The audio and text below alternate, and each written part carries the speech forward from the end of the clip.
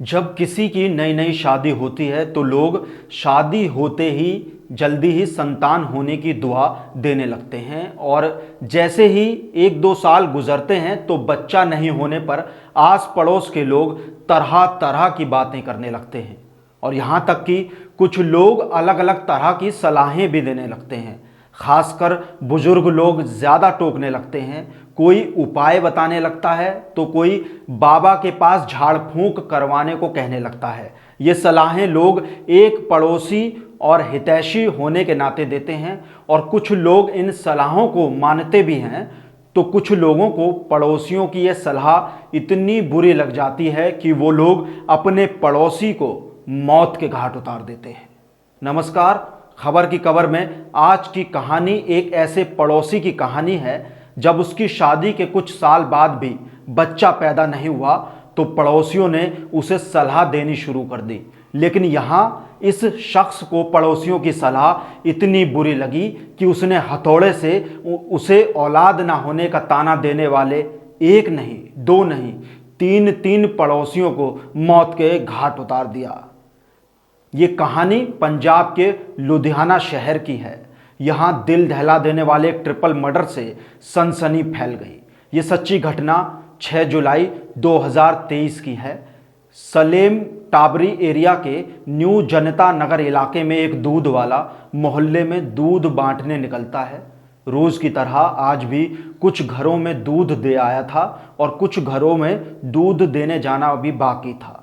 वो एक घर में जाकर डोरबेल बजाता है, मगर उस घर से दूध लेने के लिए कोई भी बाहर नहीं आता है तो दूध वाला वहां से चला जाता है।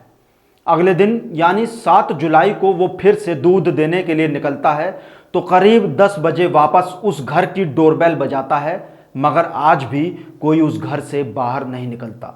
तो दूध वाले को कुछ शक होता है कि 2 दिन हो गए मगर घर से कोई बाहर क्यों नहीं निकल रहा और कोई जवाब भी क्यों नहीं दे रहा है। दूध वाले को किसी अनहोनी का अंदेशा होता है। वो जाकर पड़ोसियों को ये बात बताता है, क्योंकि वो आसपास के घरों में भी दूध देने जाता था, इसलिए उसे पड़ोसी भी जानते थे।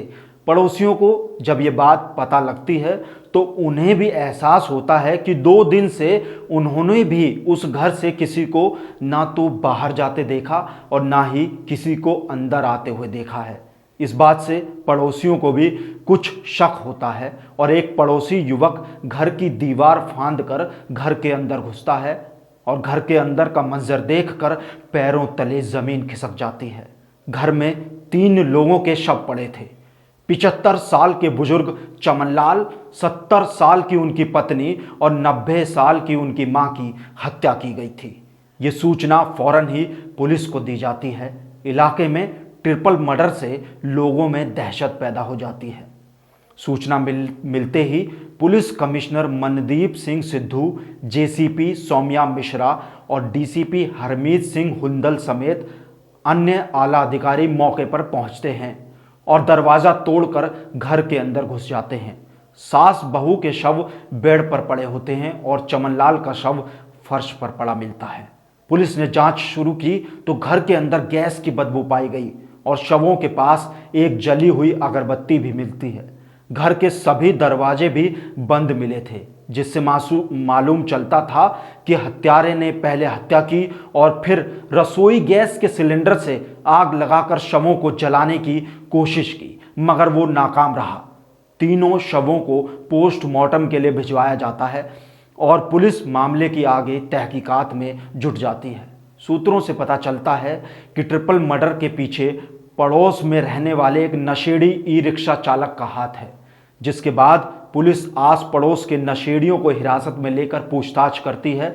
और तभी चमनलाल के पड़ोस में रहने वाला रॉबिन उर्फ मुन्ना, उसकी भूमिका पुलिस को संदिग्ध लगती है और उसे हिरासत में ले लिया जाता है और उससे पूछताछ की गई तो पता चलता है 46 साल के रॉबिन उर्फ मुन्ना ने ही ये मर्डर किए थे और वो अपना गुनाह कबूल कर लेता है।